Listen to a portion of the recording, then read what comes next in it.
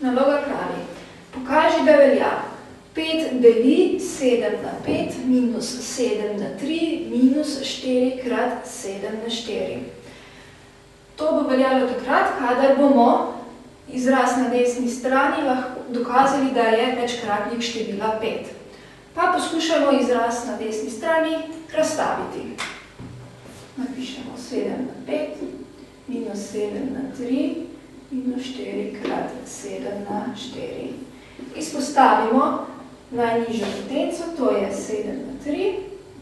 Od prvega člena nam ostane 7 na kvadrat minus 1 minus 4 krat 7. Poračunamo izraz v oklepaju. 7 na 3 prepišemo krat 49 minus 1 minus 28 je enako. Poračunamo še v oklepaju. Dobimo 48 minus 28. To pa je enako 7 na 3 krat 20.